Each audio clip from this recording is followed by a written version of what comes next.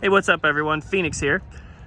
Just taking a look at this 2018 Tesla, courtesy of Schottenkirk Chevy here at Waukee, Iowa. A very huge shout out to them for letting me take a quick look at this. Now this is the Tesla Model S 75D. It's not the performance model, but it's still got plenty of oomph. I can assure you of that. Cool thing is about these is that you walk up to it and the door handle presents itself.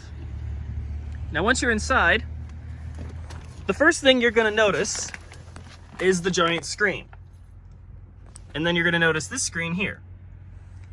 And the other thing is, you're not going to know how to turn it on right away if you're not familiar with a Tesla, but it's actually quite easy. Simply just put your foot on the brake and the car turns on. That's all you have to do. Now go into this huge screen, because that's probably going to be everybody's focus in one of these. It's actually quite easy to figure out. It's basically just a giant iPad. That's all it really is. And you have everything you need at your disposal. You can minimize the screen, you can maximize it, you can do whatever you want. You can pinch to zoom, just like you would on a smartphone or a tablet. You can even move it around, like that. And then all of your essential functions are down here. Because as you can see, it's a very minimalistic dashboard. There's not very many buttons. And there are only a few buttons in this car, a couple on the steering wheel. You have the turning stalks over here, which are actually taken out of a Mercedes-Benz, interestingly enough, as are the buttons on the side of the door. Now, the cool thing is about this is that it has a feature on it called autopilot. Now, what that does is that when you're driving along and you set the cruise control, you toggle that switch by toggling this guy right here, this little guy right there, and it basically will steer itself. Now, it doesn't have the full autopilot self-driving, so you do have to make sure that you're aware of what you're doing. Now, for certain reasons, we're not allowed to drive the car today, but they were still very generous to let me look at it. Now, the cool thing is that when you do want to go somewhere in a Tesla, you're probably wondering range. And for those of you who have never had an electric car, you'll probably have some range anxiety. Well, this particular model and a lot of the other Teslas actually have good range, as you can see there, 224 miles, and the car's not even fully charged.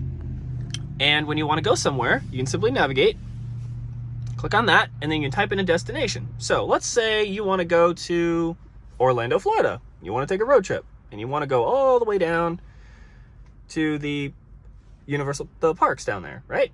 You just click on Universal, just like that. It'll immediately figure out exactly where you need to go. And the cool thing is that thanks to all of the Tesla superchargers that they've been installing all over the country, you don't necessarily have to worry about where you're going to charge up. As you can see, it automatically plotted the route. And each one of those little red dots there is a charging station.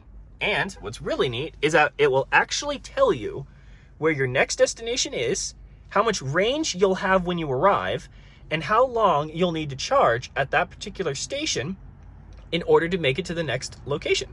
So at this station here, which would be in Missouri, it would take a 40-minute charge. And then you would go down to Columbia for only about a 25-minute charge. And then it'll take you all the way down to St. Charles, Mount Vernon, Kuttawa, and as you can see, you can scroll all the way down. You will end your trip with 9 miles of range, assuming that you do this properly. And what's really cool is that you can remove stops, add stops, you can tweak it, you can do whatever you want. You can also just cancel it if you don't want to do that.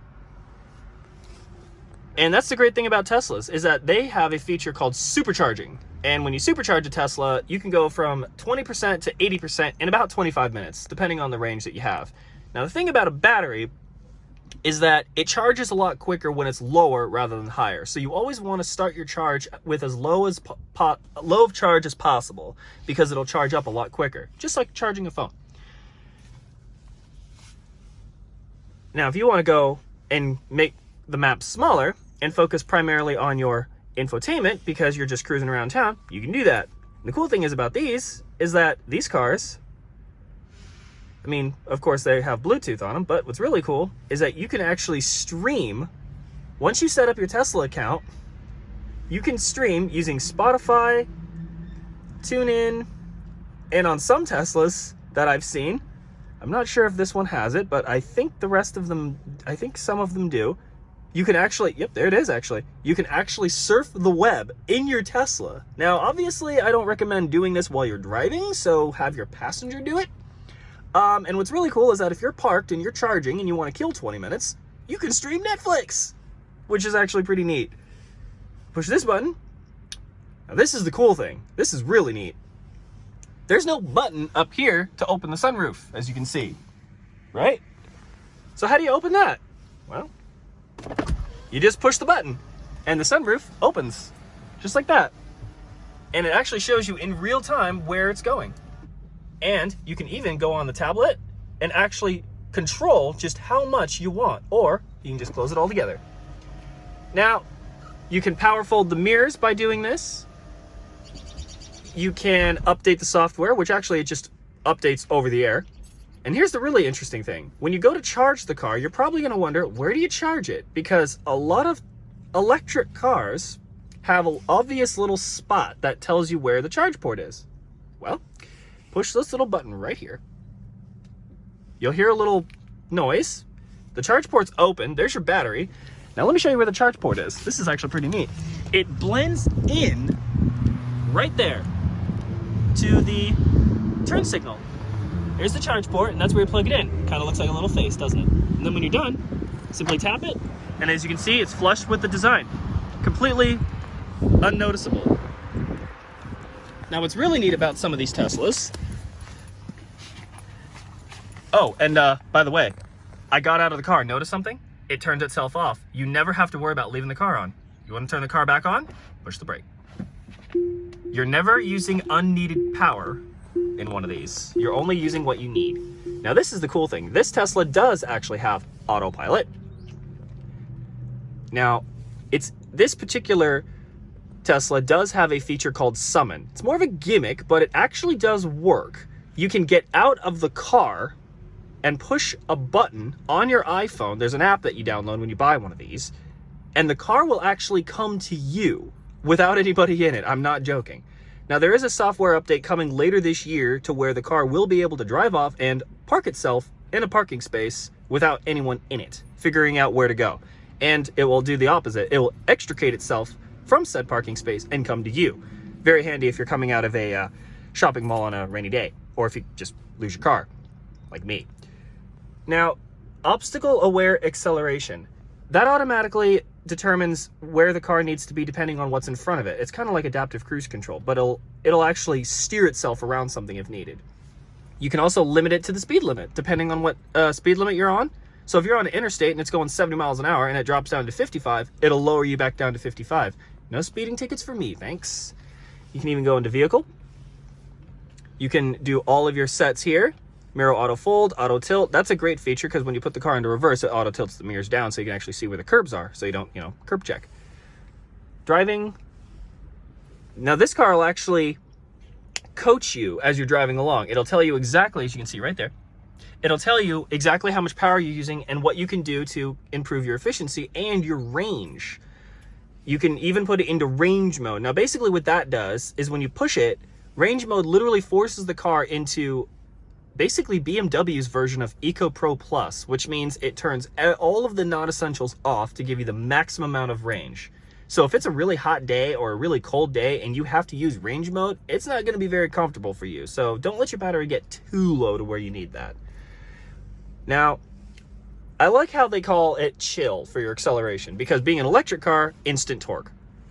You can accelerate almost instantly. I mean, the top models of these things can go 0 to 60 in 2.5 seconds. So obviously you're going to want to control how fast it accelerates, especially if you're someone that, doesn't like super fast acceleration all the time. So you can choose it using chill or standard. Chill, that really slows it down. Acceleration is standard. Steering mode, sport, comfort, regenerative braking. Now, if you put it into low, it doesn't really do too much, but you can do it with one pedal driving. It's kind of like what the Chevy Volts use.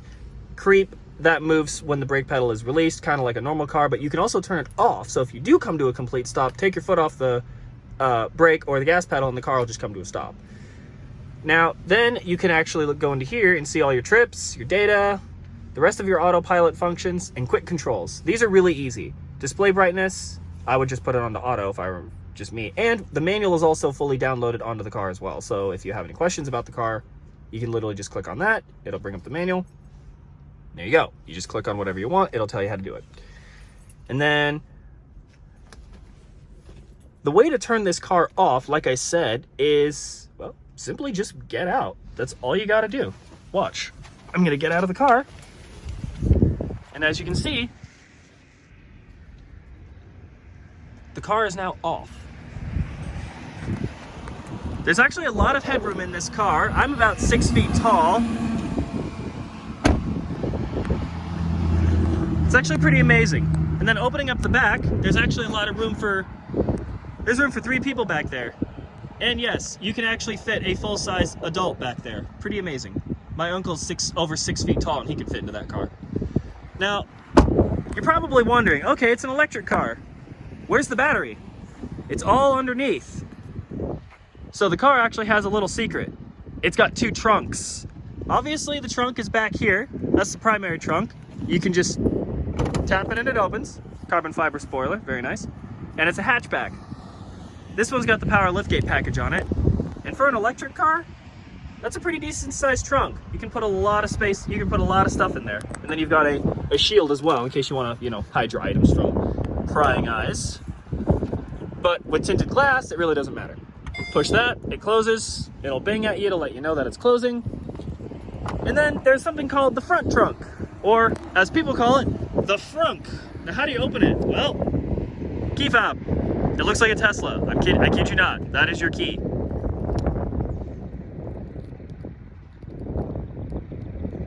I've never actually done this before. So what we'll do is we'll just go in here and I can open it using the screen. It's actually pretty easy. I just tap the screen. Oh, my web browser finally loaded. That's hilarious. Okay, it's open. Now, this is pretty handy if you're low on space. If your trunk is full to capacity and you can't do anything with it, you get a tiny little cubby hole back here. Small enough for some bags. It actually does go relatively deep, so you could easily put quite a bit of things back there. Then to close it, what they recommend, I'm gonna have to set the phone down for a second. Hang on.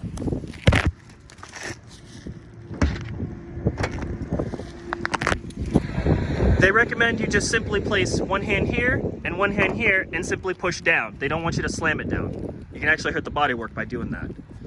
Now to lock the car, you just simply push this button right here.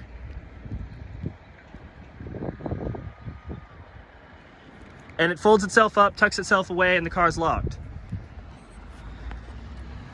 Pretty cool. The color's beautiful. You can get them in multiple different colors. The newer ones even have solar panels on the roof to help keep the battery charged, maintained, so you can use air conditioning when you're parked, so you don't drain the batteries. Pretty cool. Thanks again to Schottenkirk Chevy for letting me play with it. I'm gonna hand the key fob back over to the gentleman to my left. I'm not gonna show his face though, due to courtesy, but I'm pretty sure he's anxious to get the key back. So with that, we'll see you guys next time, and thanks again for tuning in. Don't forget to like and subscribe. See you guys.